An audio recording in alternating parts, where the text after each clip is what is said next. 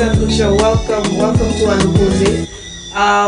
It is a beautiful Sunday, and it's been an interesting week. Now, one of our team members from DVD, we're going to introduce you to her tonight. But before we do that, let me stick with tradition and say hi to our fans, Cynthia Dollar Butcher, Doris Joseph, Vanessa Charles Bascom, Shums, her sister, all that good stuff.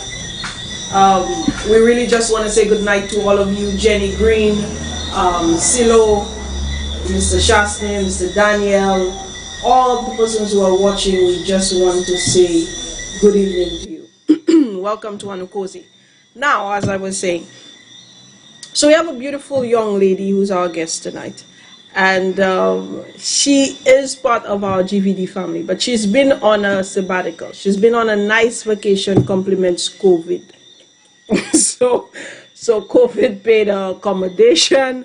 COVID had her covered for a few months, but she's back with us, and we felt it was pertinent to introduce or reintroduce, I should say, you to her. And so welcome. Her name is Suzette Thompson. So guys, join me in welcoming Suzette. Welcome back. Thank you. You're welcome. Good to be back. Yes, it's good to have you. I'm actually looking forward to some feminine energy. I've been saying that. Boy, I've been saying that for the longest while. Yeah, you're just surrounded by men. No offense. So it's nice to have you back. It's good to be back. Wonderful. Yeah. So let me catch you up on what's been happening of late. Please do. So we had what has been happening in the grapevine. There was the talk of a particular executive member of the NYC with having some relations with a minor, a male individual. So that has been... So it's a female having a minor with a... Two males. Two males. And interesting. Yes. So that has been the talk for the last roughly 5 days or so. However, 2 days ago, there was a statement from the now 16-year-old male who retracted what he'd said about the relationship. However, there were text messages, voice messages, communication back and forth. So what you're saying is that this 16-year-old is now saying that what he had said about the member of the youth council, it's a lie. Yes, he's saying that he made it up. I'm not sure how he accounts for the messages. But you just said, but you just said that there are text messages, and so yes. How does he take back text messages? I'm not sure. This is very interesting. I'm not sure. So that has been one aspect. Mm-hmm. There was the other aspect of a video that was leaked of a musician and a frozen, now defrosted chicken. And they were, well, I'm not sure whether the chicken had given permission, but nevertheless, he and the chicken were, I don't know if you call it sex, but the video leaked was that he was getting down into it. He was getting it on with the chicken. I'm not sure if I understand what you're saying here. Let me see if I. Whatever it is you're imagining, saying. That's what I'm saying. So you're telling me that this man decided that he wasn't going to stuff his chicken the traditional way. That's right. And here's the thing for me. So here's my take. What I found interesting is that there's been so many memes and videos. I saw Quick Delivery had, they did a new flyer with a chicken, and it said, whatever your reason, will deliver. So they were quick in that regard. But what I found interesting was the amount of backlash that this individual got vis-a-vis the first instance. And I mean, we of course will dialogue, but my take on it is, I don't think this man could have done any more damage to the chicken. I mean, they I agree with you. they did cut off its neck. I mean, how much worse can it get? I know, right? And at the end of the day, if you've paid for your chicken, you decide, like you so rightly said, how you're going to stuff your chicken. So while I figure it leaves that kind of, persons are not very comfortable with it, but on a very deep level, no one was harmed in the stuffing of the chicken. I don't think that is the case with the previous Okay, so instance. so the individual who was accused of having relations with the teenager, that person is now what, in custody? What's going on with that? Because no, I don't. As far as I know, his attorneys are handling it. There was, I think, initially there was the submission of resignation, and then that was retracted. Seems to be a lot of retractions happening. But that has been the extent of it. I have not, been privy to any kind of arrest or any charges being made. In fact, now that the statement has been retracted from the teenager, then what is kind of have to question, what's the merit for him to now be charged? exactly, because if he's going to, that's tarnishing somebody's reputation right there. If he's going to say that what he said was a lie, because it has already gone out in the public. So then you kind of, because there seems to be this pattern, for want of a better word, that is emerging or has emerged in St. Lucia, where you have quote unquote prominent members of society being accused or finding themselves in certain positions, and whether there's a retraction, but in some cases the victims or the other persons are penalized. I mean, we remember the story of, not the story, the situation with the dead minister, with the picture that had circulated all over with the young lady, and then he subsequently sued her, I think, Yes, for defamation of character. So there seems to be that precedence where, based on who it is that you are. Yes, I don't think it's just in St. Lucia, it happens everywhere, because just before I left Jamaica, there was an incident with a prominent politician. The evidence was there. He was on camera beating a woman. The man went as far as to take a stool to beat this woman. And it was just slowly swept under the carpet. He went into Parliament and he was being, condemned by the other party, and he was being told to leave, and, all of that. Now, when you see these things happening, it leaves you to wonder, where are our morals now? What is happening?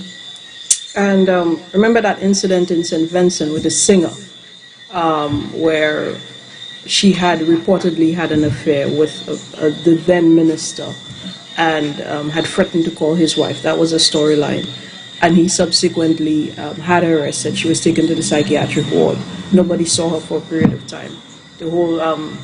And then when she did return, she went from being this model to now she does songs half naked with a gun, and what's her name? Michelle, I don't remember her name. But just the who she was prior to the institutionalization, and nothing was ever done in that regard. So I think it's a case of, and you're right, it's not just something that is in St. Lucia, but you kind of question the balance. You kind of question the objectivity when certain things do not. When there seems to be some clog in certain pipes, and water for some reason is just not flowing. Yeah. I mean, if if it was a case of defamation, if it was a case of lies on the part of the young boy, then likewise I believe he should be penalized for that. Definitely. Because Definitely. I see it the same way as women who may claim something happened to them, or absolutely. However, if for any reason he is being in any way, shape or form put under some level of pressure for retraction, I think that's something that should be examined as well. So so this has been what our airwaves have been for the last week or so. So that's what you're coming back into. That's what you're coming back into. And of course, guys, thank you so much for staying with us. This is this is Annou Koze. Now, since Suzette is here with me, we're gonna give you guys some information, more heads up as to what is going to be happening with us at GVD. So one of the things that we were known for was news on the go, breaking news. The kind of stuff that doesn't let you sleep at night. News. That, and she can relate. News. Yes, news. So we're definitely bringing that back, the breaking news. So we are back with the news. So we are welcoming persons, and I'm making this statement hesitantly. So we're welcoming persons to call us with your news. I'm going to say it very softly so you could always say you didn't hear. But yes, we are going back into the news because it's something that we enjoy doing, and it's something that we did give you news as it happened. Credible coverage, you can always count on. There you go. What she said.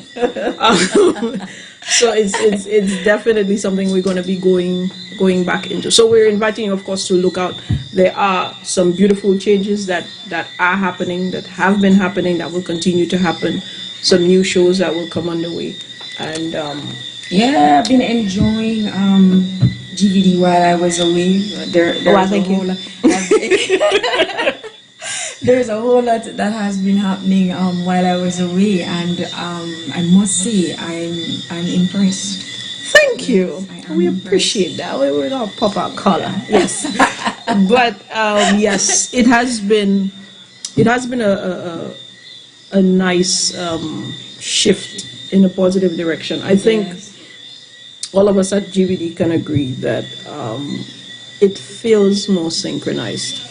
Definitely. It feels like everybody's moving in the same direction. Yes. I know for sure why he's on top of the world in that regard. But tonight we have a beautiful show for you. And of course, the fact that we are women, and we're going to be interviewing another woman a little later.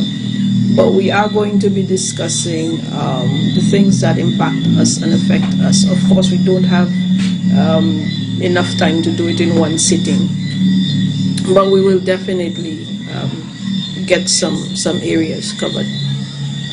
Now we're going to take a short break, and we are going to take a short break in a little while, apparently. But prior to that, before we do,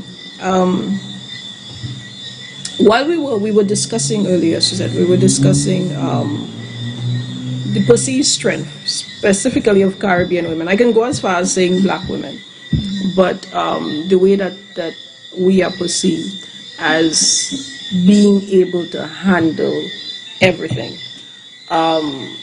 We were discussing the fact that regardless of what you're going through, the compliment is that you're strong. Yeah, strong black woman. Yes. That's always the say. Yeah, and it seems to be something that we carry with this sense of pride on our black, on our back, a strong black woman. And I think sometimes it prevents us from having a space to be weak.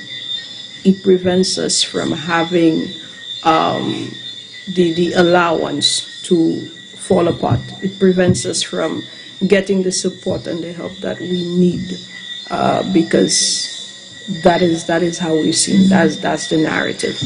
Now we come from different cultural backgrounds.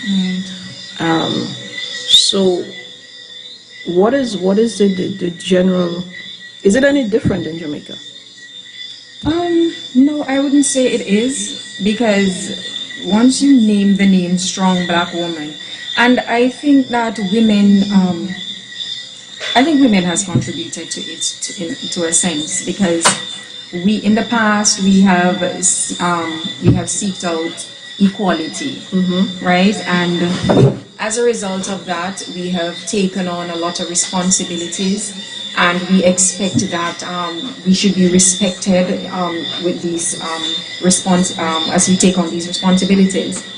But at the same time, women have a nurturing side and emotional side to them, and because we have taken on certain roles, this has been pushed back. The nurturing side of us, the emotional side of us, has been pushed back by society, and we're expected to always, be strong. We should always take on all the burdens, as opposed to, male individuals.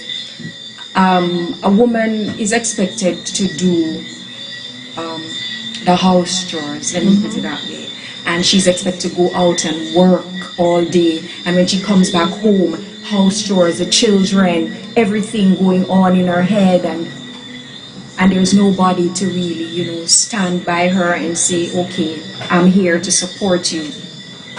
And I find it happening all over the world. It's not just here in St. Lucia, it's not just in Jamaica, it's not just the Caribbean, but black women in general. We are expected to be strong, as they would say, as they would put it. I think you make a fantastic point. I agree with you. I believe that and you kind of have to question where it came from. I think the narrative has generally been that there's a sort of weakness in asking for help. It's like even when a man is describing a woman. So let's say this man grew up with a single mother, and in his eyes, she always made stuff happen, right? And he'll tell you, he had a strong mother, and you don't know how, and she made it happen, and she sent him to school. And these are the same qualities that he's looking for. I find that men in general, whenever they decide to take a partner, they look for a mother. They look for the same qualities in that woman that their mother had. Yep. And I think men have to understand, they need to understand that every woman is different. Every woman handles her situation differently from, so don't go into a relationship looking for a mother. And I think too, I think a lot is missed, because when your mom made things happen, this wasn't through choice. This wasn't through an abundance of pleasure. This was, she did not have a choice. Oftentimes, these are women who suffered from anxiety, depression, self-esteem issues, but none of this is looked at. All you saw as a child was your mom made it happen. That's all you saw. And I think it borders on a certain level of abuse, wanting your wife to now embody these kind of qualities. Exactly. Because your mom was not that way by choice. But I'm thinking, is it just males who see their mothers make things happen? The female sees that as well, but they don't go into a relationship looking for these qualities in anybody. They embrace themselves. Yes, and they create the qualities in themselves. And I was having a conversation today with a guy, and we were speaking about how the dynamics of relationship have changed over the years, and how it kind of centers more around materialism than anything else. True. Yeah. So, but I think one of the things that I've found is, and I'm probably going to get some flack for this statement, but it does become a challenge to have, because of the whole strong black woman narrative, it has become a challenge to have a man say to you, I got you, and actually got you. To actually have a man be, to say he can handle this and then actually handle this. I found that the majority of, again, I may get flack for this, but that's okay, my back broad. The majority of men, in terms of the mindset that we're operating now, run. When things get hard, they run. So oftentimes it's left up to the woman to pull out strength from wherever, her ancestors, her great-great-grandmother, wherever. Especially when she has children. Exactly. And she now has to do her duty, his duty, and everything in between. And then single mothers are blacklisted. We are seen as, and I say we because I'm a single mom, and we are seen as, desperate, as a failure. It's like, okay, she couldn't keep a man, or why she... But then the funny thing for me is, if you hate single mothers so much as a black man, why do you keep creating them? That's correct. That's a good question. So there's the whole bitter black woman, because you have strong black woman and you have bitter black woman.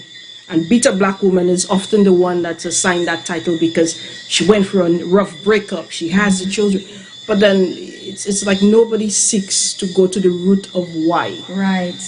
And it keeps happening. Yes. Over and over again. And nothing is being done about it. And I find that it's like two areas that women get blamed for, that really and truly has very little. Becoming a single mother happens for one of two reasons, either by choice or circumstance. So oftentimes the option was you should have stayed with the man. So further abuse, further insults, further disrespect, you should stay so that you don't become a single woman. Oh, you're a strong black woman. You're a strong black woman, so you can take it. And so she becomes a single mother, which of course automatically somehow sends off the signal that she does not deserve a good man anymore. She needs to settle for the next available thing because, oh my God, she's on the tree, on the branch. She might just fall and rotten, and who will want her? So that's one aspect. The other aspect is daddy issues. How do girls get blamed for having daddy issues when it's the daddies who created the issues? That's right. So you are blamed for, oh, she had daddy and her father. Yeah, but then, so it's the things that are at the core that are affecting us as women so directly and so deeply. We are blamed for, my mother used to say when I was growing up, she had this phrase. She said, I have the handle, you have the blade. No matter who pulls, you're gonna get cut. And that is how it is. It's like we have decided that the women have the blade for single motherhood and they have the blade for daddy issues. So no matter the reason for a woman stepping away from a relationship, she is suddenly damaged goods because she's a single mother. She's now supposed to accept whatever crumbs you throw at her because, she should be so grateful. I don't think it is more like, this has always been happening. All right? It didn't start just yesterday. This has always been happening over and over, where you find a woman in a relationship and the relationship is not going the way it should go, and she decides to leave. She's always being blamed for, going away and leave the good man, and somebody else go and take the so-called good man, and then yet that is the same trend that follows that same good man. Right? So I wonder to myself, how does this cycle continue and nothing is done about it? Why is it that women see a man do this to this woman, leave her with how many children, and then still go and be with that man.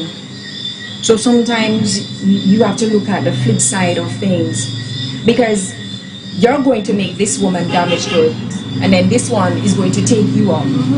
You're going to be making that one damaged goods too. Doesn't that woman look at herself and say, okay,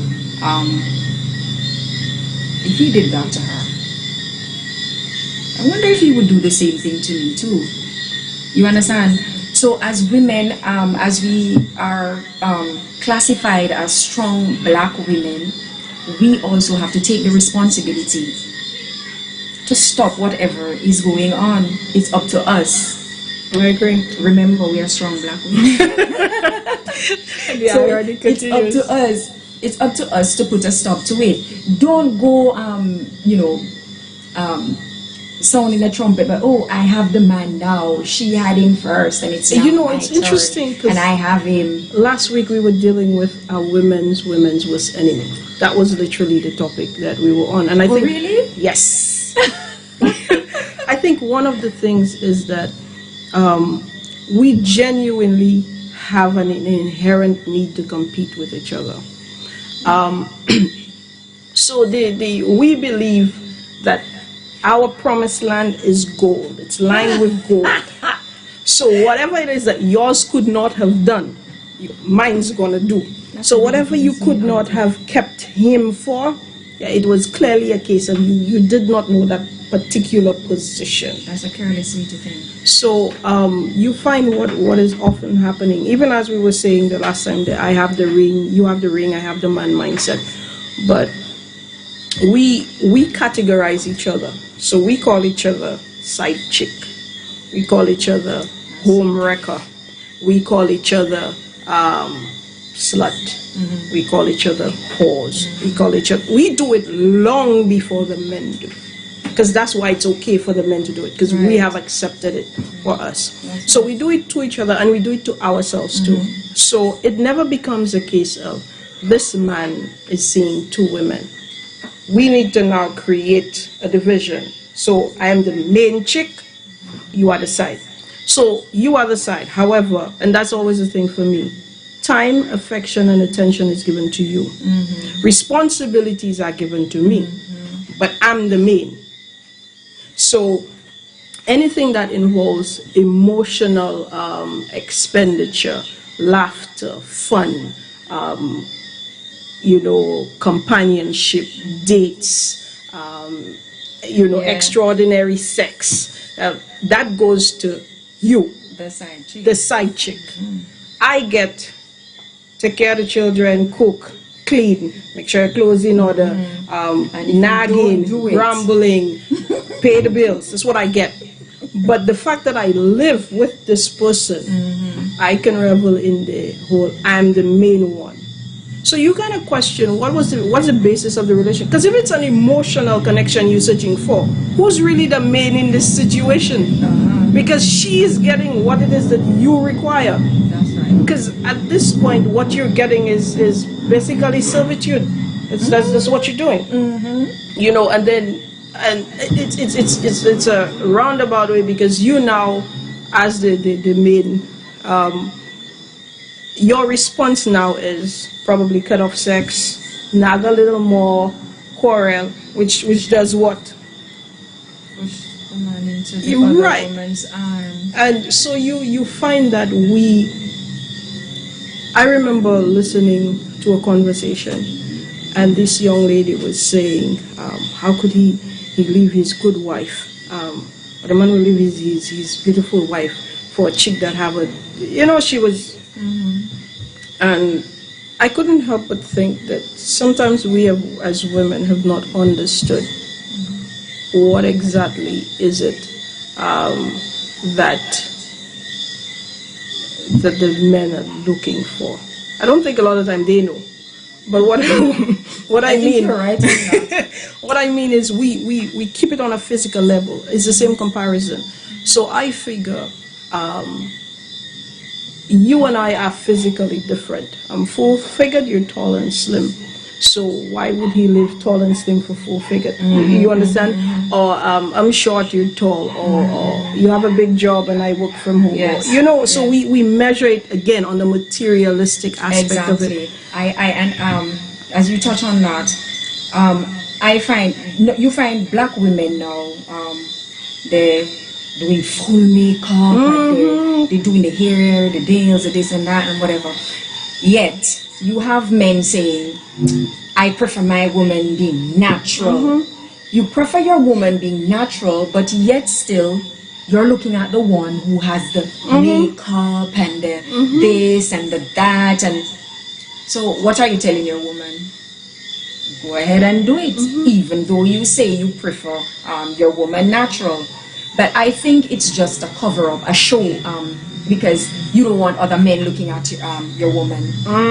So you look, as we would say in Jamaica, pop down. Yes, you looking like that, it's okay for me.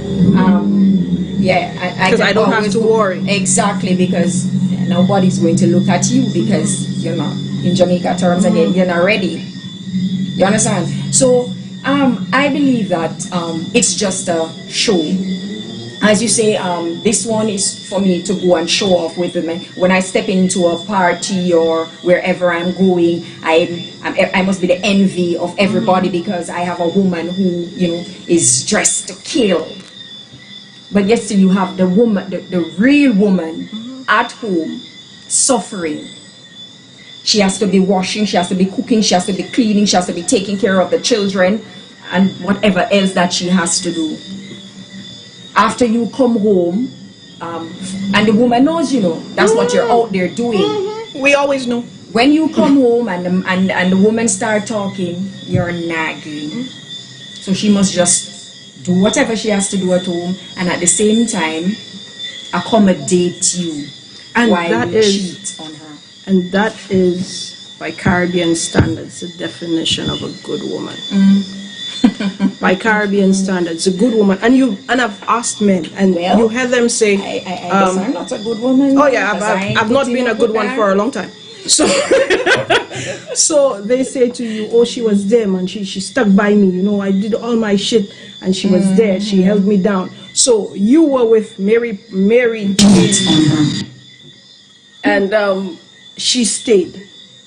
So while you had 2, 3, 4 children on the outside, she stayed, hoping that one day eventually you will marry her Exactly. and that things will change. And she stayed, and the she thing stayed. is, while she's staying, she's suffering so many scars.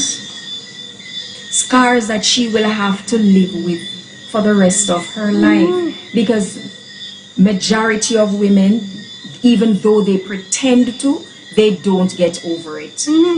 And the other thing too is she's constantly expecting change from you. So now when you finally decide, okay, you're gonna marry her, or if you're already married to her, you are surprised when things have changed in terms of the context of the relationship. You're surprised when things have changed. And my question is always, why do they stay?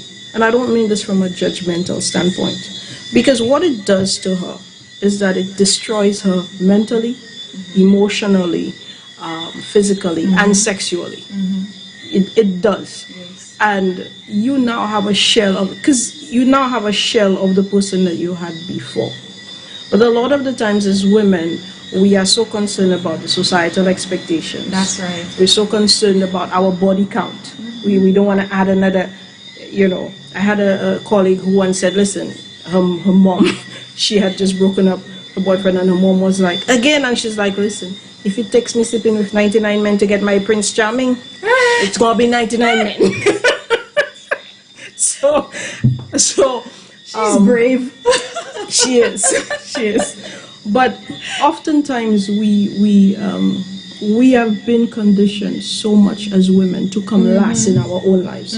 So we're supposed to take care of the children and the house and the husband, then our in-laws and our parents as they get older. And you do not factor in your own life. You are not a part of your own life.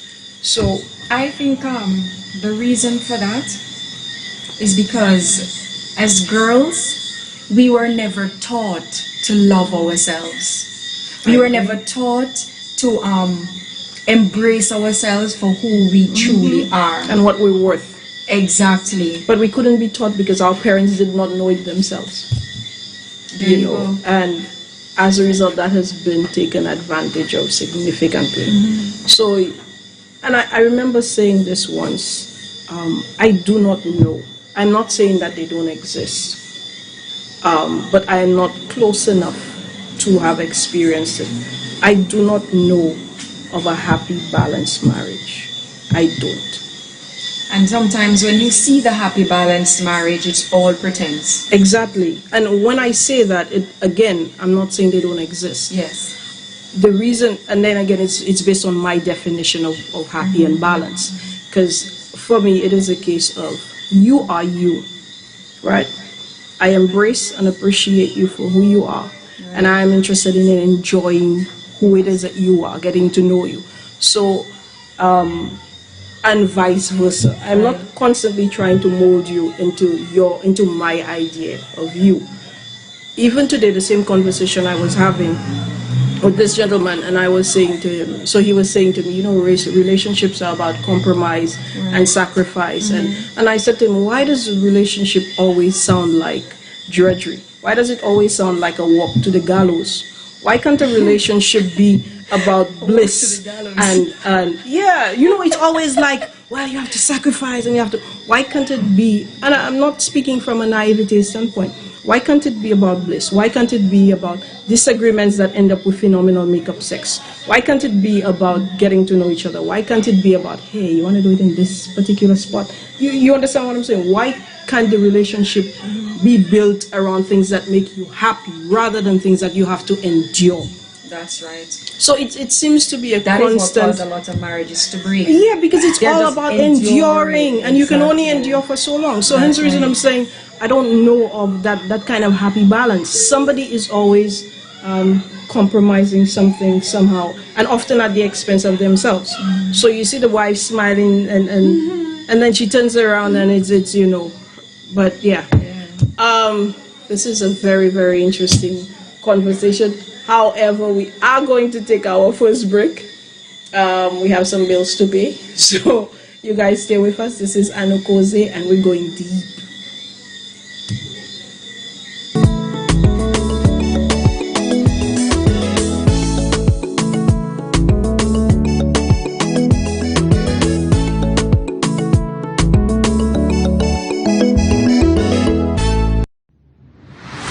Crossfire, discussing the issues. Norbert Williams, Champagne, Dr. Secret, and Ring the Bell. Thursdays, 8 p.m. on Sky FM and GVD TV. Don't you miss it.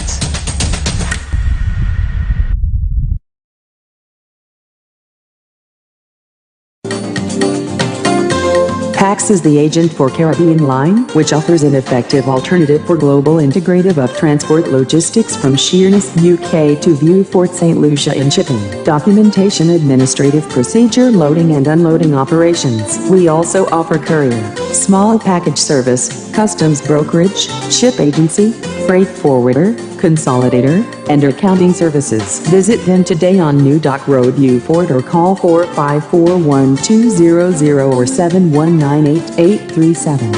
PAX is effective, efficient, and reliable.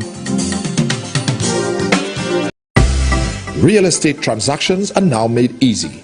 Whether buying, selling, or renting residential, commercial, industrial, agricultural, or touristic property, we offer the best deals in real estate transactions with professional support, including valuation, material sourcing, and construction. Contact Ed Harris and Associates, your courteous and efficient real estate agents. Call 485-1456 or email caribbiz@gmail.com.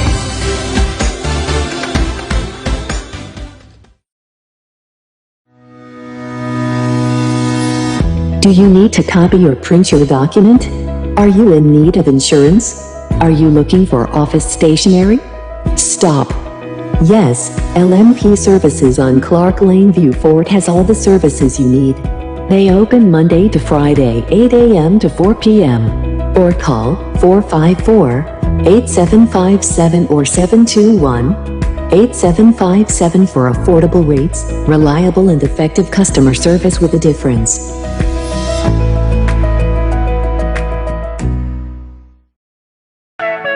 Ernesto's Auto Parts, located on the Labrie-Viford Highway, is your place for auto parts. We have suspension parts, mounts, brakes, shocks, and so much more.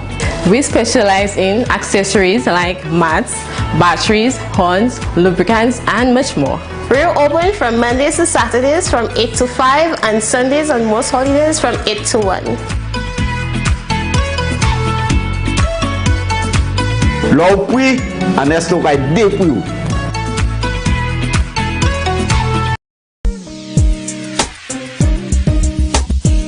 What do you need to transport? Call the hauler. At M&E's Trucking, we offer a wide range of services island-wide. From containerized movement, flatbed service, and lowboy transfers. We're located at Beanfield View Fort. Our skillful professional drivers are ready to serve you. Like us on Facebook and follow us on Instagram or email us at vibration711@gmail.com. Call us at 488-1000. We're ready to serve you. M&E's Trucking Service, a powerhouse ready to haul.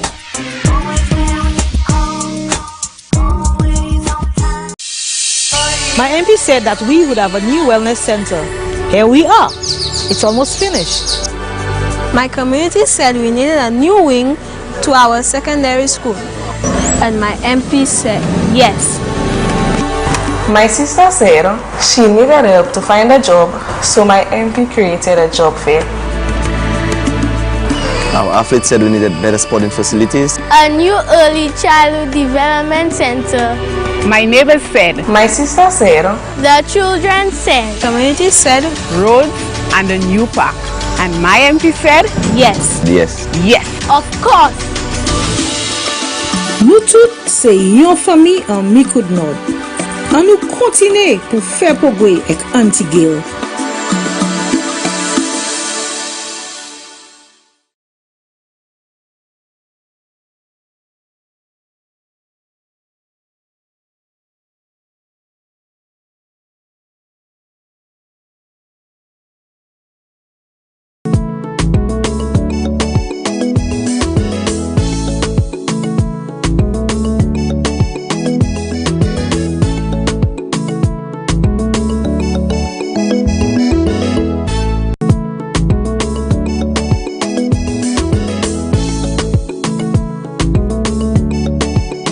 Enjoying the music.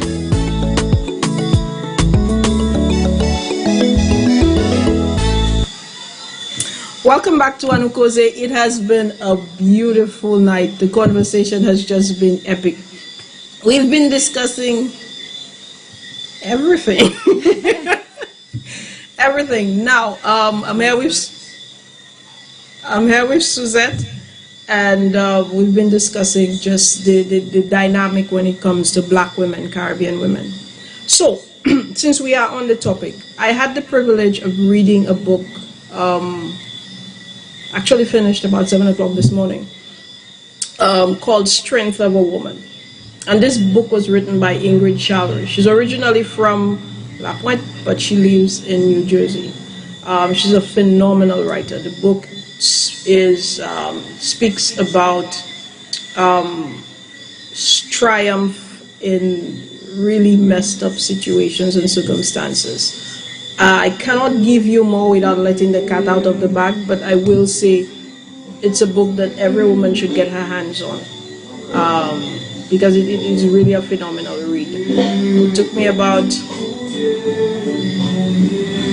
It's good music, man. Good music is good music. Anyway, it took me about 3.5 hours to read it, because I couldn't put it down. It was a beautiful book. So we have been fortunate enough to have her on the line, so we're going to have a chat with her. It seems fitting from our conversation tonight that we're going to be talking about strength of a woman. Ingrid, how are you doing?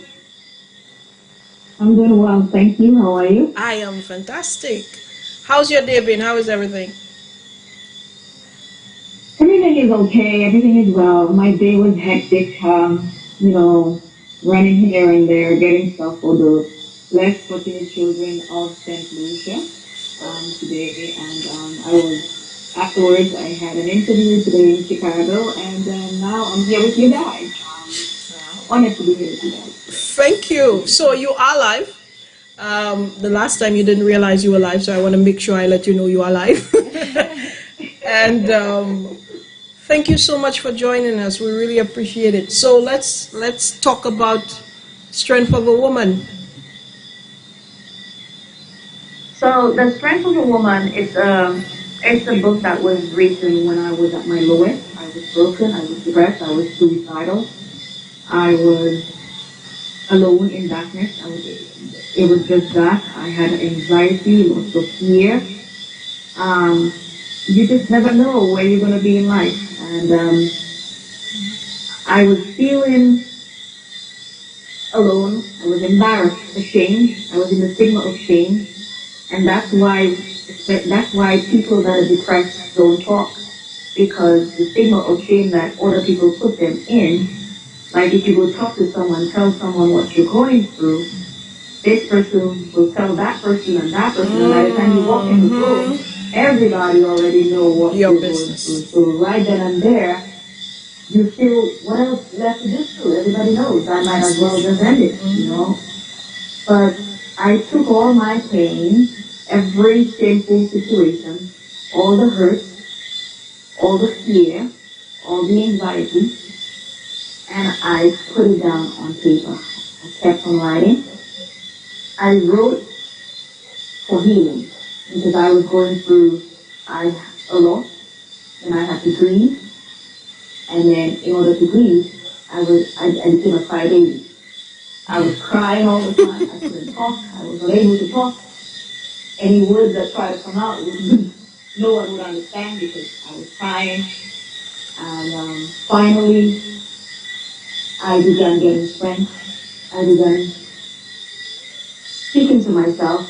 Although speaking to myself, it wasn't working at the time because I also saw myself on the other side.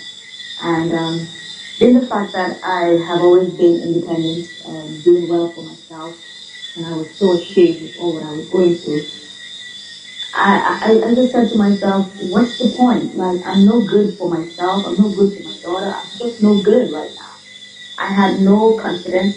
I'm always a confident young woman, but I lost every ounce of confidence. I lost my self-esteem was low. Everything. I lost everything because I'm in this dark place by myself. So here I go, thinking, since I'm in so much pain, let's just overdose myself. And right when I was about to overdose myself, believe it or not, I saw myself on the other side. I envisioned myself laying on the floor, my daughter is over me, screaming, crying, like, Mommy, why did you do this? Why did you do this? And this angel is just there looking at my daughter. And finally, when I snapped out of this thing, this demonic spirit at the moment, you know, I took the longest, hottest shower that I've ever taken in my life. And I decided I have to speak goodness into me. I have to come out of this. And depression is something where anybody go through it. Lots of people go through it. But women, particularly women, we have some inner strength. We have some deep inner strength. Because we women were made to multiply. We were made to stretch. We were made to make things better, make things last, expand things. And I had to go into conversation with myself. I had to go and tell myself, you're beautiful, you're sexy, and you know it. Snap out of this thing. This is temporary. If you build it, they will come. Snap, go get light. There is light at the end of every tunnel. So when I finally started seeing light, nature was a big part of me. Nature was a big part of me healing my depression, the sun. And that's why when I read all my books, I guess this is why I picked nature. My cover page image, strictly nature. The people of the bushes, the sky, the sun, the water, the grass. It was part of my healing, so I put that as my cover page too, people can know nature is a great part of healing when you're depressed, when you're fighting anxiety and the thought of suicide. Yeah, So I absolutely. turned this, flip this whole thing around, and I turned my pain into a game that has been helping people that are going through depression, shameful depression, Now shameful you, things. which is really really remarkable, and you mentioned something, and I think it speaks volumes. You mentioned that when persons are going through stuff, they're hesitant to tell someone because that someone will tell someone. Can you speak up? I can speak up a little louder. I was saying, can you hear me better now? I was saying that you mentioned when someone is going through something, they're hesitant to speak about it because you mention it to someone who mentions it to another, who mentions it to another. I think here, in our 248 square mile village, one of I think a lot of women, I mean, we're speaking about women, are suffering with depression. Like we were speaking about the narrative of the strong black woman. And the whole idea is that you should be able to handle it. Regardless of what is happening, and not just handle it silently. So there's a lot of emphasis on us to keep it together. Keep it together. So you falling apart, keep it together. Because we have learned that the support is not always there. And when you live in a small community, there's no escape. So if Suzette knows something about you, then everybody knows. And there are the remarks that she would cast when you walk down the road. There's the squinting of the eye, the turning up of the lip, the attitude that comes with it.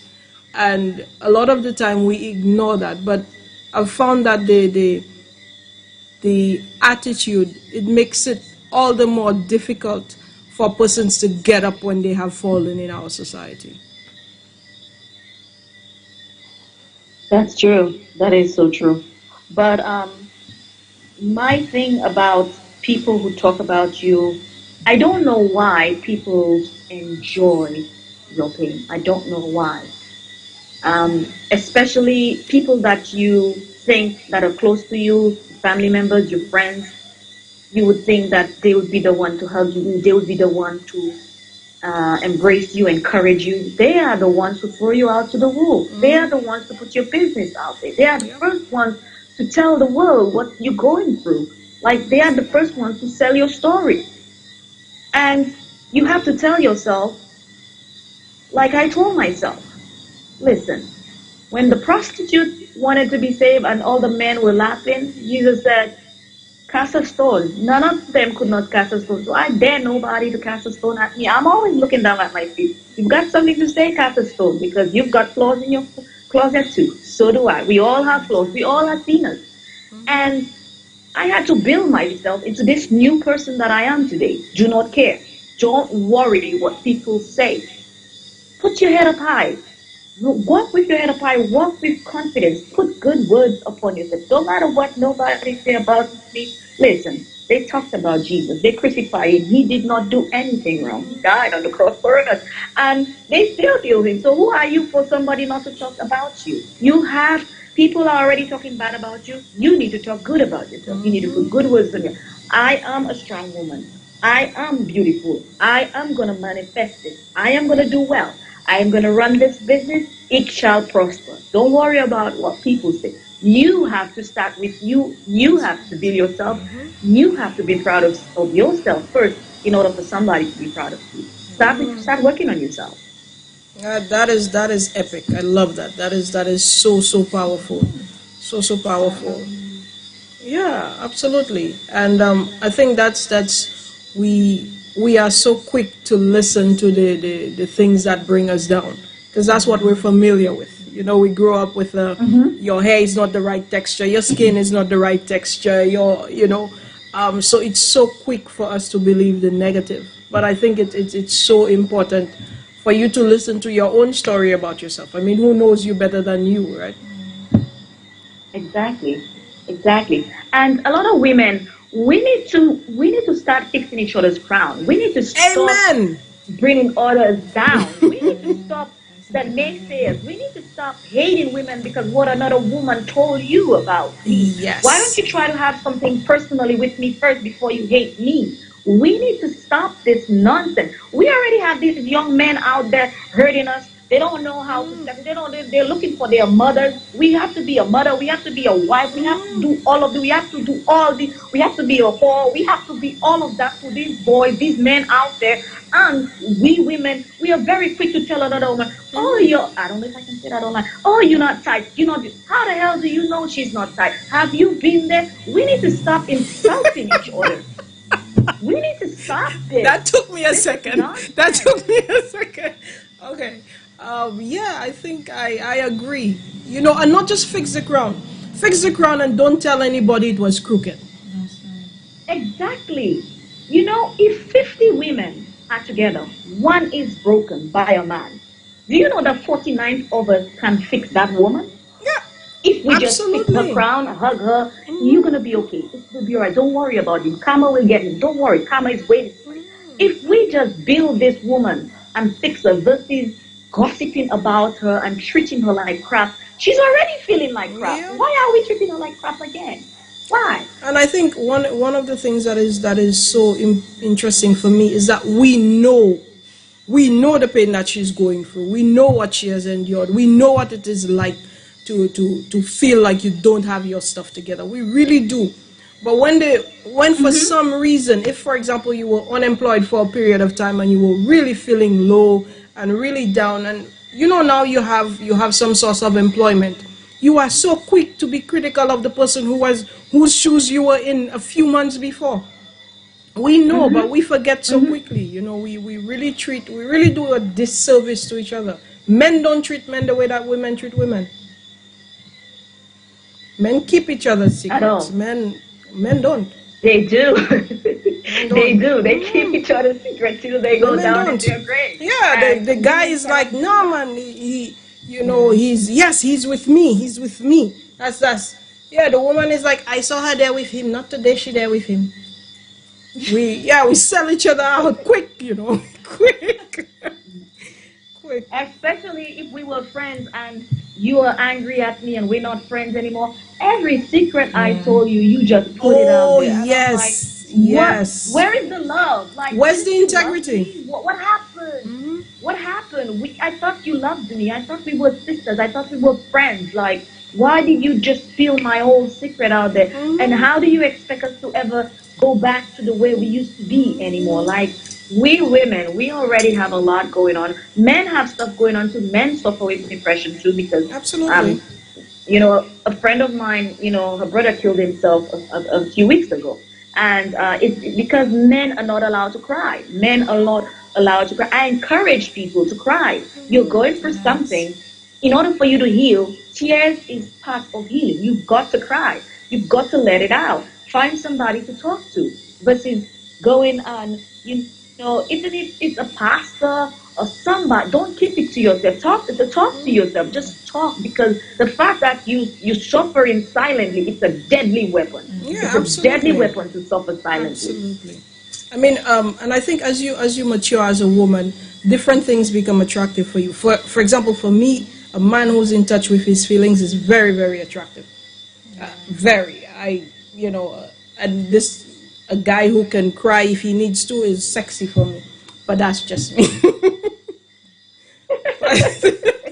Well, I encourage a man to cry. Don't hold it back, because I've met so many men that are broken. They are so broken from their past relationship, and they just expect, you know, I think men should take time to heal before they jump to another relationship, because when they are so broken, they come and break us too, because they expect what they were getting from Sandra, they expect what they were getting from Patricia, and hey, this is Ingrid, you ain't coming to Patricia, you coming to Ingrid. So men need to fix themselves, you know. Cry if you have to, let it out, vent it out, cry like a baby, be that baby, because guess what, sometimes bad things happen to you for goodness to come out. Goodness will come out. he may lose that woman that hurt him so badly, but hey, there's a queen waiting to embrace him at the end of what he's going through right now. So I encourage people to cry. And if the world were to be a little bit more kind, if we put more kindness out, this place would be a better place. There's too much hatred in this world, especially, we black women of St. Lucia, the Caribbean, we need to, you're not supposed to talk to a therapist. You're not supposed to, if you see a therapist, you cuckoo, you loco, you fool, you mad, you this, you that. It is okay to see a therapist. It is okay to have a mental breakdown. I was cuckoo. I was loco. I was mentally ill. I broke down. I couldn't remember. I couldn't think. My brain cells were all over the place. I had to write stuff down and sticky notes to remember. I didn't know myself. My eyes were, I was crying all the time. Vessels were bursting in my eyes. I was messed up. I was messed up mentally. And I was so broken. I didn't want no guy or no girl to look at me. The moment somebody looked at me, I felt disgusted. I felt disgusted by myself, my look, my feeling. I just didn't want anyone to look at me or even talk to me, because the moment someone talked to me, tears were coming out. I wasn't ready. And until God said to me, I am ready for you. I want you to write your story. I didn't want to write those shameful things. I didn't want to write all that thing that I wrote in the book. That's private. I wanted that too. But when God is in the middle, nothing can break you. And I'm glad he covered my shame. Like I said to a girl one time, she was trying to give me chat. I said to her, I printed it. I wrote it. Nobody cannot keep me chat. I wrote it. It's my story. I'm the one who told you my story. Yeah, it's my story. You're gonna come at me with my story? Really? No, and it's printed. It's printed. It's written and printed. You cannot come with me with that. Come again with something else. So we can be good people. I do believe there are still good people. I believe there are good men in this world. I believe there are good women. But I believe we women, we are each other's worst enemies. We bring each other down too much. We are too quick to say, if a guy come and tell you, oh, she's beautiful, yeah, but she's wearing weave. She's wearing weave. Mind your business. He knows I'm wearing weave or wig. You don't have to tell him that. Right then and there, she's already trying to block my, stuff. She's already putting some negativity in there. Why are you doing that? Let's just, oh yeah, she's beautiful. Yeah, and I think too, it comes from a place of you as the woman feeling a sense of lack. It's kind of like a Me Too mentality. So it is, because there's no way that you are confident and comfortable in yourself that any other woman feels like a threat to you. The moment that you need to throw shade on somebody else in order for you to feel good, it speaks volumes about you and your own sense of self-worth. And I think just generally, it is, even when you are not interested in the person, you still do not want them to be interested in somebody else. She probably and probably pull back kind of mindset. That's the dog doesn't want the plantain, doesn't want the fowl to eat it. I'm translating. But yeah, it's and I really, really appreciate you speaking with us. I am looking forward to whenever you are here, so you can definitely join us. But we're going to open the lines for some calls. Are we able to do both? Okay, so if you could stay on the line, if anybody has any questions, we continue the conversation. But the line is now open. The number is on the screen. So you guys can always call and we can continue the conversation. Susan has just been absorbing. And of course, we've had some phenomenal comments on Facebook. Cynthia, thank you so much. Doris, we really, really appreciate the love and the support. And, you made a point, Ingrid, with regards to men suffering from depression. And I guess we're getting a call. And we have a call? Oh, okay. And men suffering from depression too. Our society does not allow, we are the society, so we do not allow a safe space for our men. We do not allow a safe space for our men. And that's something we can talk about on another show. But we as women are so quick to look at a woman's normal response to trauma as failure. So for the most part, we're just like high functioning anxiety persons. We're just anxious and we have learned to function in that state of anxiety. So everything is an emergency. We always scattered. We need to go here. We cannot remember anything. We drop this here. We always late. We always running.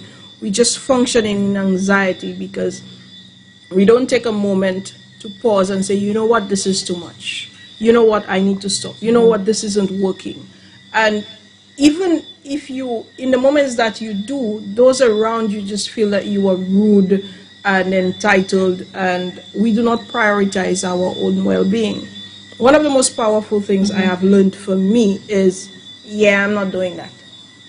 That for me is the most powerful statement. I would sit and think and I'm like, yeah, you know what? No, I'm not doing that. Because I've found that, you see the messages you get, because there are people who call you like that, or they message you and it's just a barrage. You just send text and text and text and WhatsApp, all with negative energy. For me, it's very peaceful to leave some messages unread and some voice notes unheard. Because I'm like, I'm not doing that. I'm not absorbing that kind of negative energy. You are not required to answer every question. You're not required to respond to every text. You're not required to answer, because as the moment it's going to deplete you, leave it alone. Leave it alone. So guys, of course, we are here. We're open. For the phone lines are open, and Suzette, I've heard my voice long enough. Let's chat. As you said, I'm just sitting here absorbing everything, and I'm thinking about the statement that was made. Women tend to tear each other down all the time, but where did it start? Where is it coming from? When we're teenagers in school, that one has a little clique, and because they want to look good, they'll tear down, We have a caller. Hello, good evening. Welcome to Annou Koze. Hello, good night. Hi, good night. How are you doing? How are you on Christmas? I'm good, Miss Doreen. Kinovelo. I forget you. I don't forget you. No, I can never forget you, Miss Doreen. You're one of How the are you? I have a nice program there. Thank you. So I say I'll give you a call before I go to sleep. Pardon? I say I'll give you a call before I go to sleep.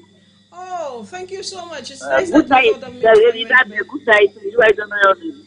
You have a nice day there with you tonight. Thank you very much, Miss Doreen. Thank you very much. Anything you want to add to it? How are you? No? All right. Well, take care of the knee. Thank you so much for calling. Have a beautiful week. How is Marvin now? He's good. I spoke with him, I think, 2 days ago. How is Marvin?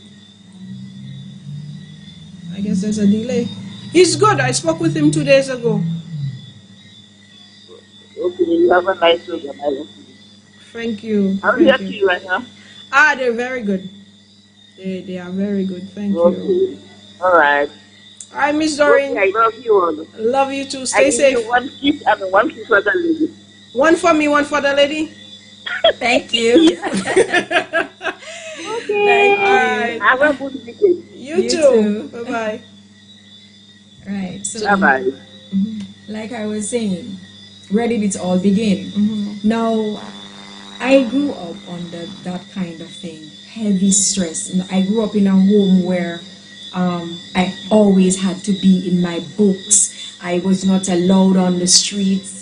As soon as it's 6 o'clock, I had to be in the house. We were not allowed to go out and have fun with friends and stuff like that, except that our parents is playing with our neighbors' children, or they have to come over, that kind of thing.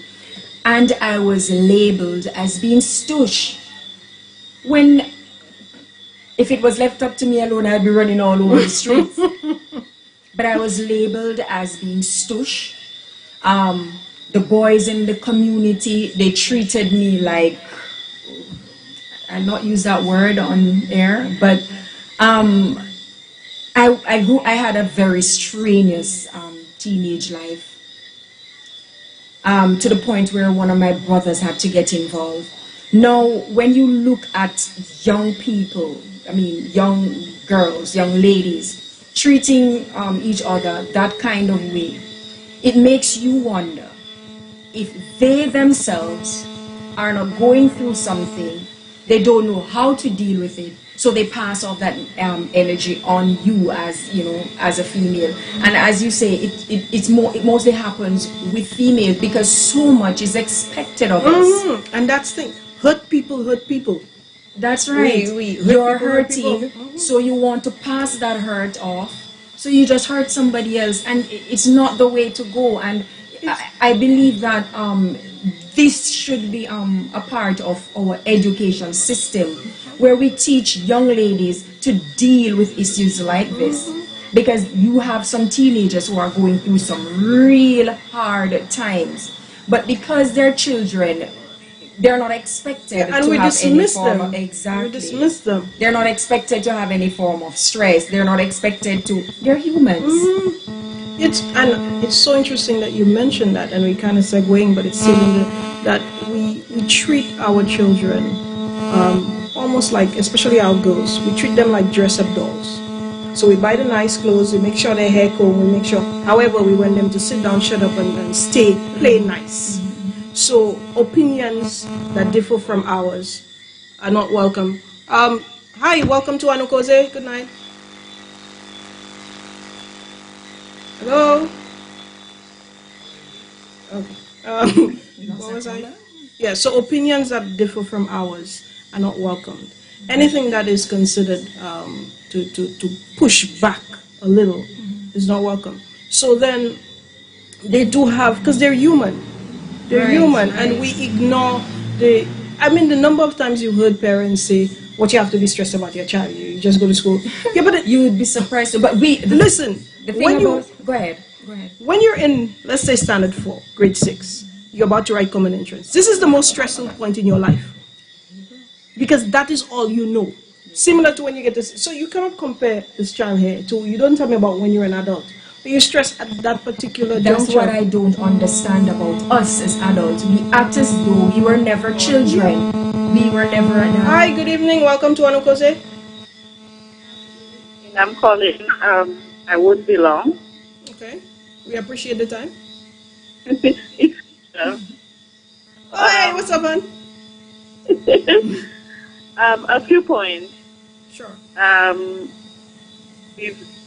With the child at the circulating voice notes, screen grabs, and whatever, I feel like our police have failed us. The higher ups have failed us, because we have been having these problems with people in higher positions for a while now.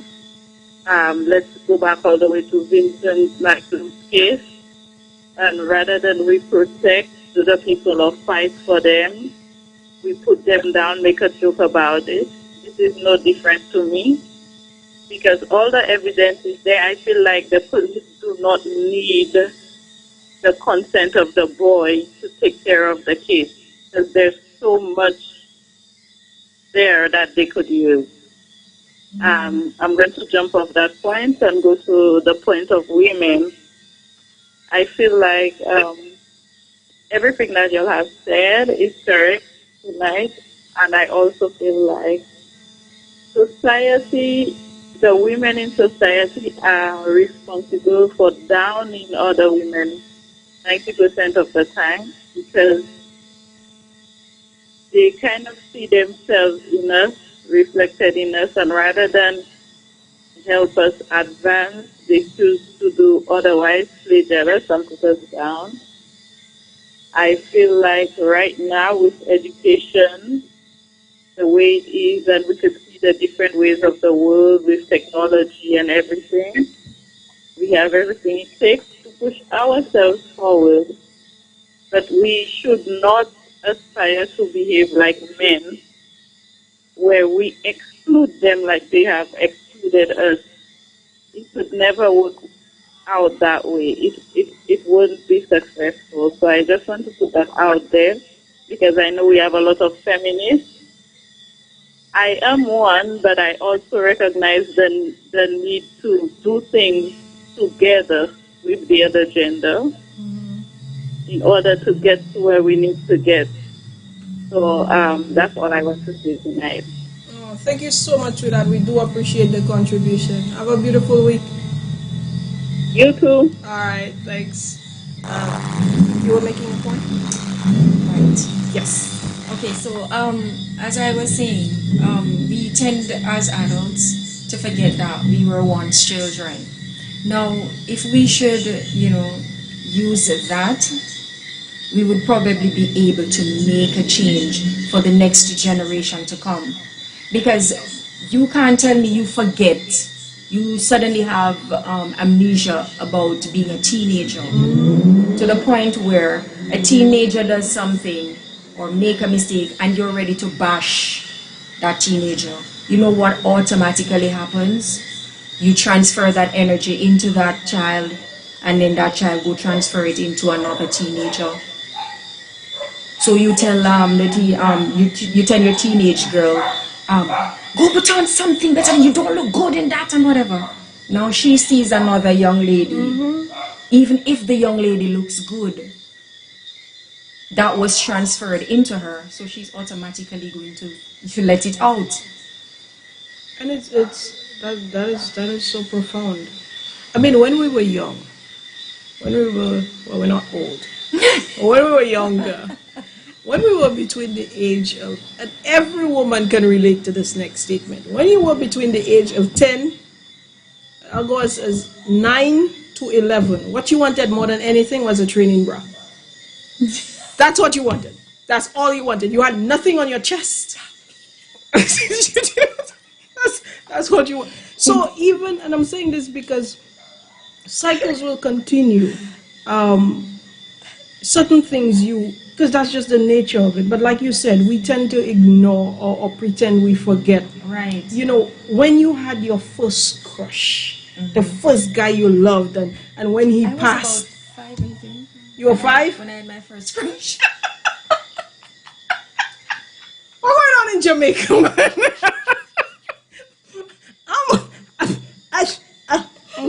She was 5. I said it's crush, I wasn't in love, it's just a crush. And that is my point. We see little girls liking boys and we bash them. Yeah, like it's natural. But more than that, it's a just beautiful guide them. thing. Exactly. I have 2 girls, I have 3, and here's the beauty. You remember the butterflies. You remember doodling his name in your book and erasing it before your mother get your notebook. You remember that blissful feeling. Ingrid, I'm so sorry. We've kind of just. So please join us. But you remember that feeling. You remember that warmth when he passed a little too close to you. So it's such a beautiful thing, but we taint it. So it's like if your daughter now likes somebody, then it's, oh my God. And you know why it's handed down to each generation, which means somebody has to break it. Yep, exactly. You allow the children to feel like it's nasty, it's wrong. So they get this nasty feeling about it. They get this negative feeling about it. So they pass it on to another person. And then you're trying to has the issue though. You're trying to make what you've been told. You're trying to make that balance with the feeling. Because you're told that it is negative and it is bad and you shouldn't like a boy. But the experience of it is bliss. So how do you tie the two together? Because what you're feeling and what you've been told you should be feeling. And hence the reason you have so much sexual dysfunction. Because you're told that sex is bad and you shouldn't have sex. But when you get there, you get there. So can I join in? Sure. Yes, please. So yesterday, my daughter told me, she liked, Mom, I saw this boy. My daughter is away in school, and my daughter said, Mom, I saw this boy in school, and he looks so fine. I was like, really? Yes. And They should she be said allowed to to me, do that. Mom, one of these days when I walk past you, I'm going to say, boy, you look fine. I said, you go, girl. Yes! That's it. They should be allowed to do that. Like, you go, girl. And I was like, baby, what about if he doesn't feel the same? She's like, Mom, forget him. I'm confident. I'm beautiful. I don't care. I love just told him her. I like Yes. him. And I am sure you that, go- that this is as a result of your child. Sadly. It's as a result of how you communicate. You communicated with your child in the past. And until we get to that point where we are able to communicate with our girls on a certain level, then all of this bad talk about each other will not stop. It will continue. And you made such a beautiful point.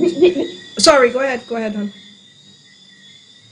Because if we as mothers, if we as women open up to our daughters, if we let our daughters be themselves and not hide everything. Like back in the day, back home, the Caribbean mothers, they don't want to talk to us about sex. If you say sex, it's like you say a bad word.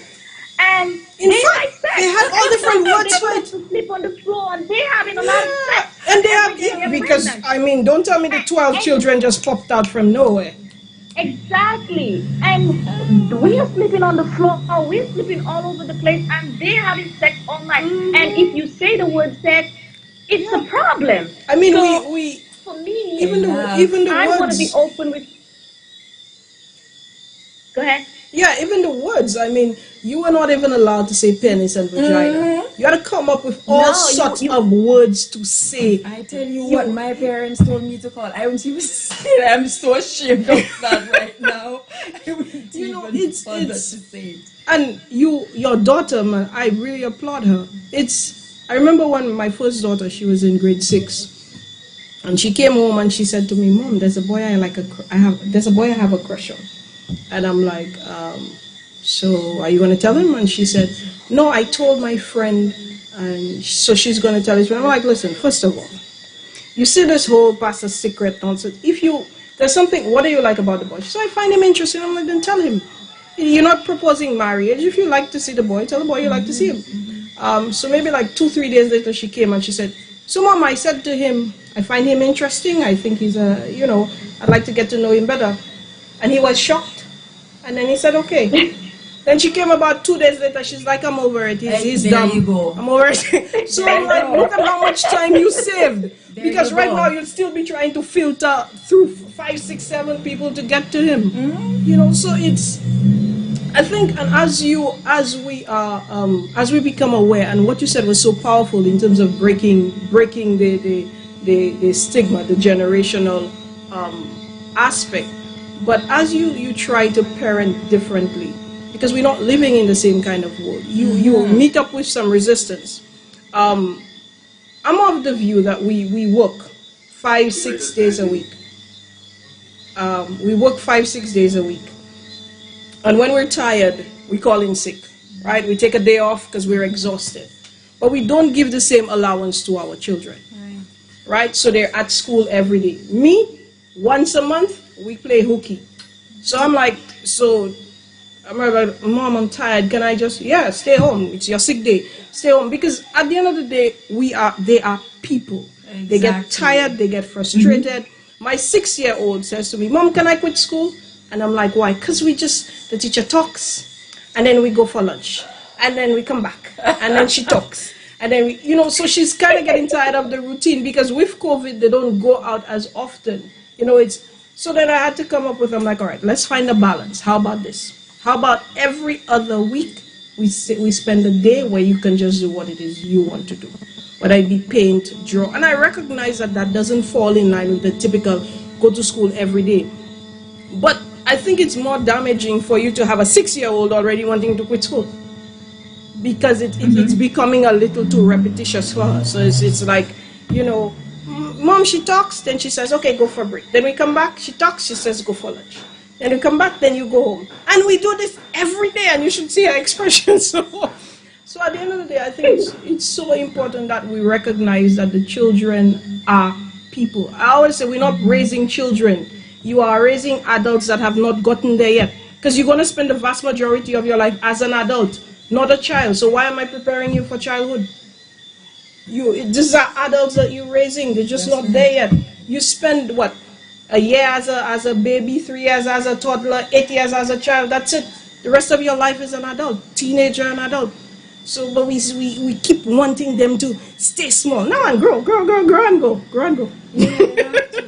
They have to. We grew and we went. Exactly. So I don't know why we want to stifle our children, and we need to understand that we are now living in a world where everything is open to our children. So as a parent, we need to take the responsibility to make sure that our children don't learn the nonsense that we learned in the past. And if it didn't serve you, why are you passing it on? That's right. That kind of regime that I grew up under, I made sure of it. I made it my point of duty that my children would never experience that. My children are very outspoken. My girls, they talk to me about every single thing. The older one, sometimes I'm saying, okay, too much information. Oh, yeah, I had that case yesterday. And that's the thing. You want to create an environment where your child is not becoming who you think they should be. Because this is listen. That's right. You have your life. Everybody comes into this world with two things: 24 hours and a life. That's all you get when you come into this world. You have your life. Why are you trying to live vicariously through your children? To me, your job is to help them find their own path. And that's right. Good luck and good riddance. And that is what is not being done. Yeah, and that is why women are so stressed. Yes, because you're so busy trying to fit into that tube that is built for us. That's what we are doing. Women have been doing. We don't do tubes, because you see the whole that has always been an issue for me. The term submit. I've always had an issue with this, and my thing is very simple. The fact that you have to ask somebody to submit, it means they were not inherently built to submit. Because you now have to be forcing it. It means that's not how they were built. You have to submit. But then everybody forgets the first part about love, like your own body. Listen, if we have a man who's going to treat you right, like his own body, and love it like Christ loved the church and respect. Oh, I'm submitting 24/7. What is it you want? Yes. But if you're not offering that, then how can you require submission? So I think it's the balance is so it's so delicate. But this has been women need to be there for women, and it has to be taught. It's not just gonna happen overnight. It's not just going to happen overnight. Hey, let me see that. Oh, I'm sorry, guys. We gotta show you this. We don't have champagne.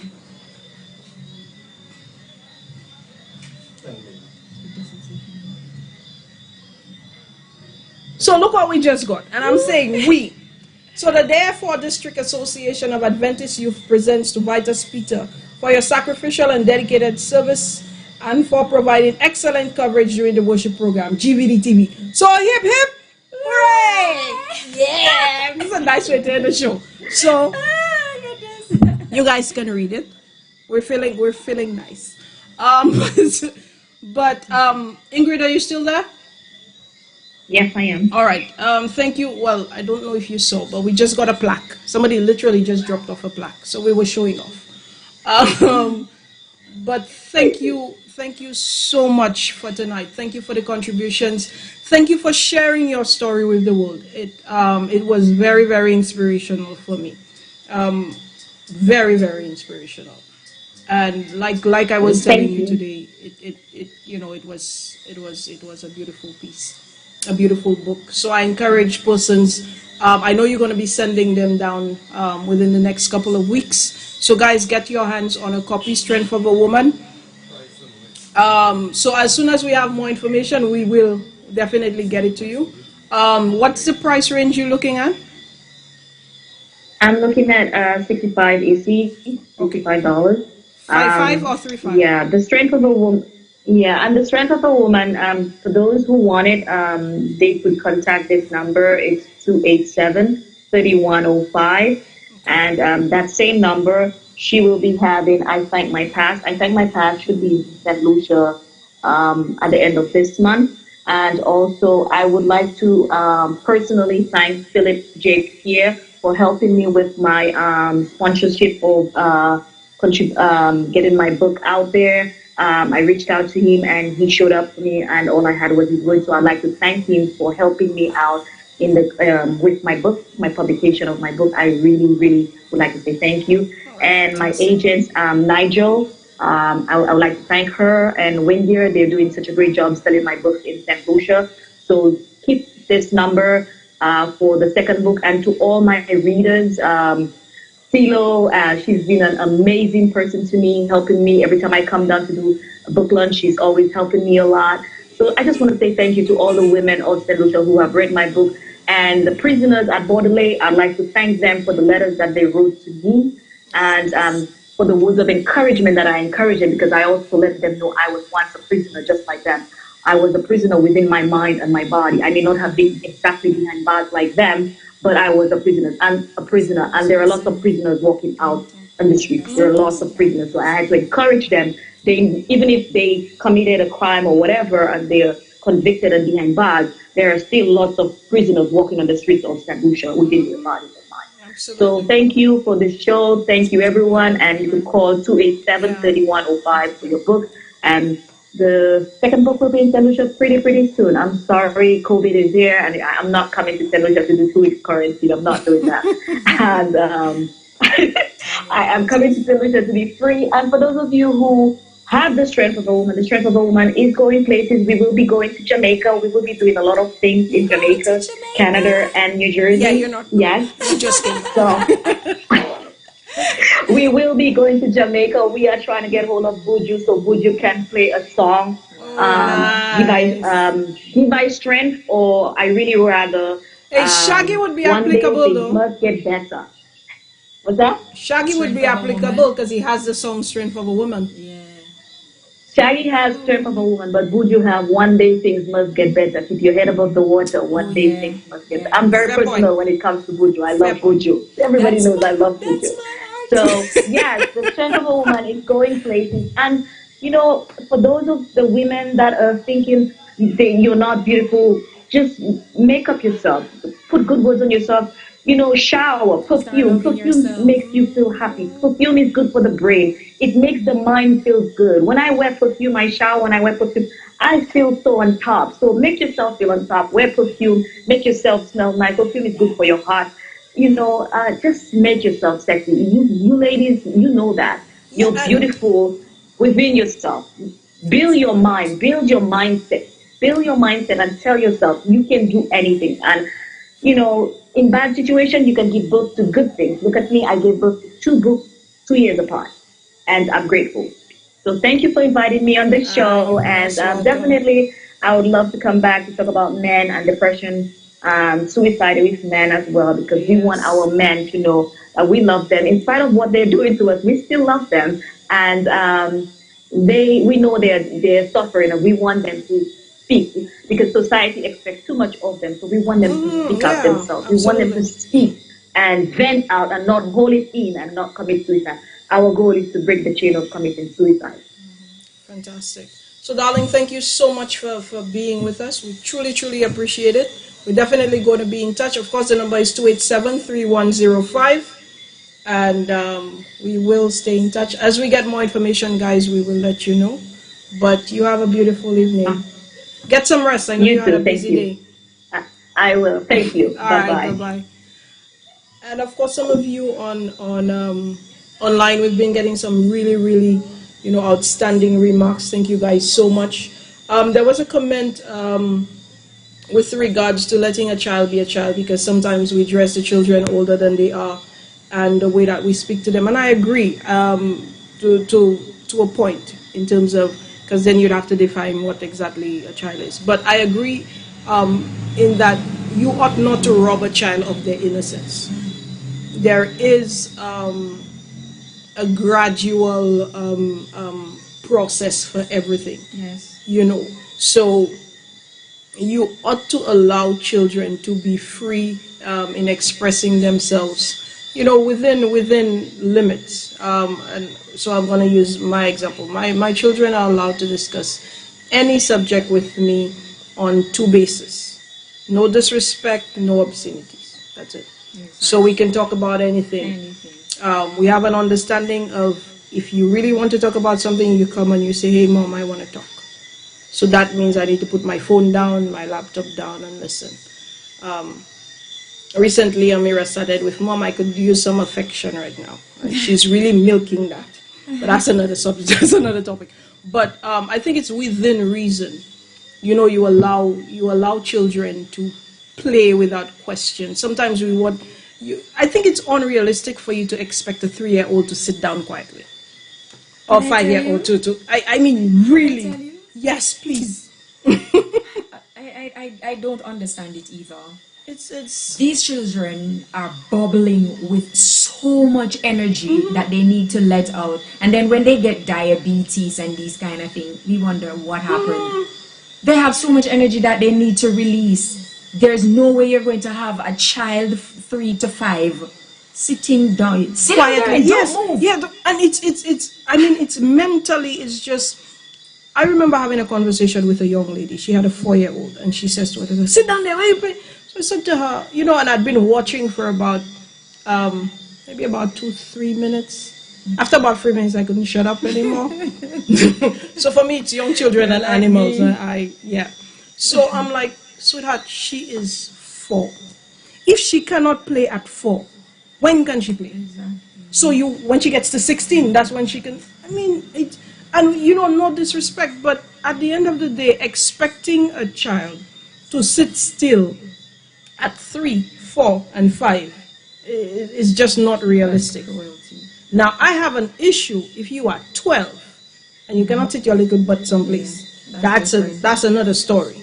But you are, you know, you in your formative years, everything is play, everything is curiosity. How does this work? How does that work? And then if you are surrounded by adults, I'm very careful what kind of adults I let be around my children. Because if you see you're the kind of person who asses laps, I'm saying, yeah, no,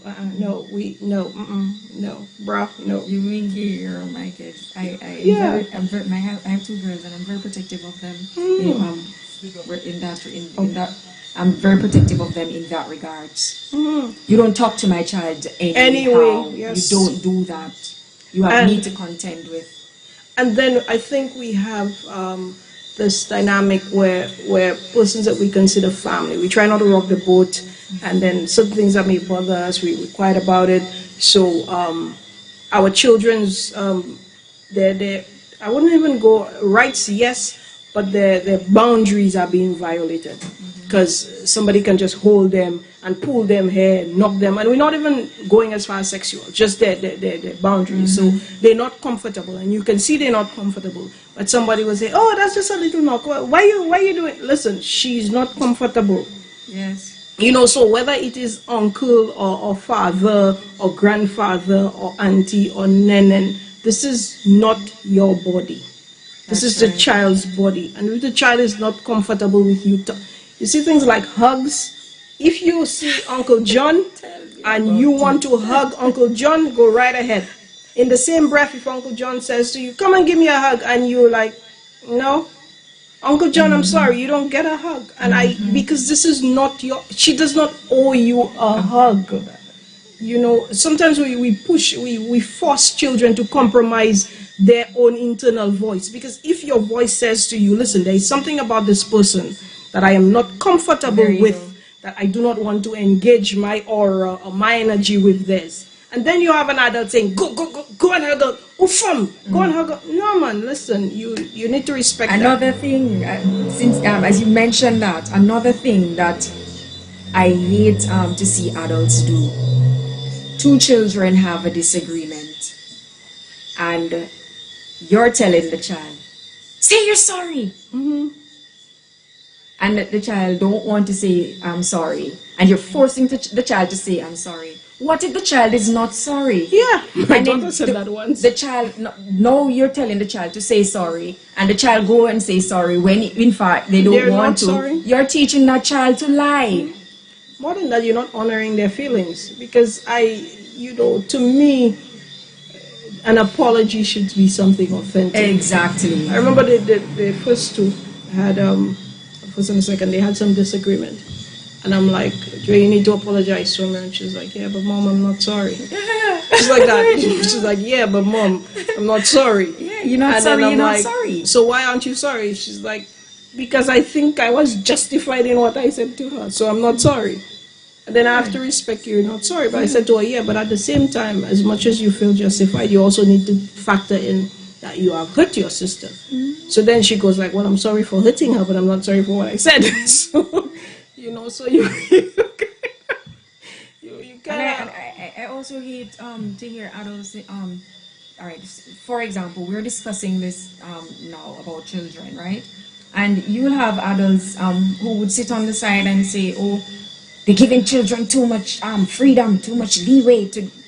No, that is respecting a human being. Exactly. You were once a child. You had the same kind of feeling. You may not have gone through the exact same thing, but come on, And they why have is it- feelings just like us. And why is it that for you, parenting or adulting is centered around control? That's right. They breathe only if you say so. Why is it so centered around control? We share lives with our parents for the 18 years. And the sad reality of it is, a lot of us, our parents, have no idea who we are. Exactly. They have no idea who we are, and we have no idea who they are. Exactly. Because we just shed space. So as a result, you cannot tell me any intricate detail about me. You'd have friends that know you better than your own parents. Because because you just raise, because that's what we consider good parenting. You put a roof over their shoulder, food over their head, food on the table, books to go to school, and you're a good parent. And all of the skills that will make that person into a positive human being, is never instilled. it's ignored. So we have, beautifully articulated robotic individuals who so you want free thinking individuals, but you're not raising analytical children. How that gonna happen? So when they turn 14, 18, they just magically get a new brain? I guess that's what they expected, because I can relate to that. When I was growing up, as I tell you how strict my parents were and stuff like that, sad to say, I never knew what sex was until I was about 15, 16. That's when I knew how the act is done, and how I stumbled upon that.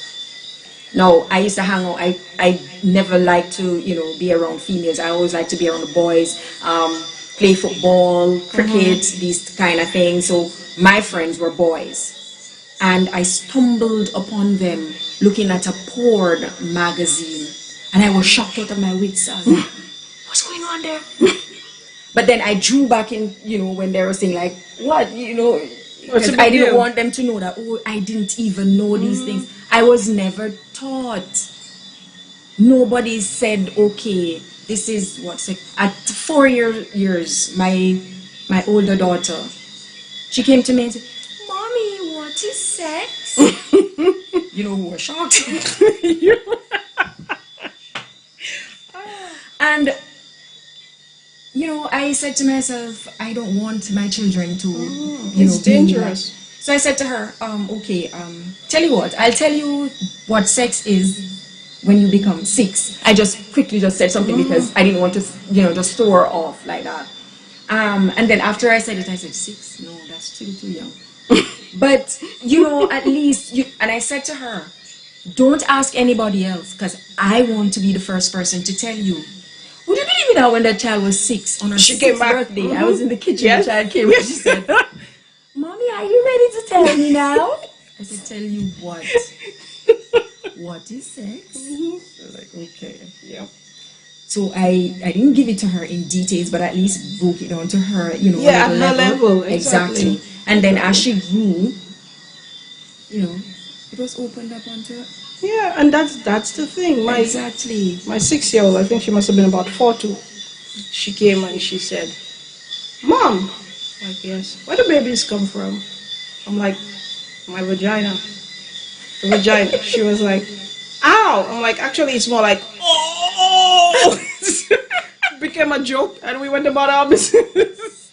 So I'm not gonna do the plane and this talk. I am doing you a disservice. So, listen to this. For me, if you ask the question, you should be able to handle the answer. So. There you go. But listen, my 4-year, the younger one, when she was about 7, I think, she asked me that same question: where do babies come from? But when she asked, I saw a smirk on her face. So I said, out my nose. You know, just to because it looked like she already knew. Yes. She went like, she said to me, out your nose? How does it come out your nose? I said, I'm like this. So she started laughing. Then I realized this child knows something. Knows. So I said, where do babies come from? You know, give her that straight face. Where do babies come from? She said, out of your vagina. So why did you ask? Because everything is open up to these children now. It's not like anything is hidden from them. So stop, you know, telling your children nonsense. Don't allow somebody else to teach your child. What exactly are you protecting them from? Why are you protecting your children from the truth? What exactly are you protecting them from? I just can't understand. You know, and then you have, I remember this joke about this mother who said to her daughter, "Don't kiss a boy, you'll get pregnant." And this young lady is having sex, but she ain't kissing. And she cannot understand how she got pregnant. Oh my goodness. Like, how? So, because in her mind, as long as she doesn't kiss, she's good. She's good. See see the big damage. Yeah, you know, so, no, man, I mean, we underestimate children. That's true. We underestimate. They can handle it. Because my thing is simple. If you ask me the question, I'm going to give you the response. Yes. So if you don't want to know, don't ask. But yeah, it's. But guys, thank you so much. This has been a really, really beautiful show. I loved it. I know you guys appreciated it as well. Susan, welcome back. This was an epic. It's been a beautiful day. She came back. We got an award. We had an offer. We were just everywhere. We were just, according to the young people, tunt. So I hope I said it right. But even to the guys who tuned in, Nem, I saw that you were there, and the men who were on board as well. We really, really, really do appreciate the support. We are going to give you your due diligence. We are going to, of course, you know, pay some special attention. But thank you guys so much for tuning in. We do realize we went over the time, but you stuck with us. Thank you for that. And we will see you next week, Sunday, same time, which was a little late. Same place. This is Annou Koze. You guys have a beautiful day. Bye-bye.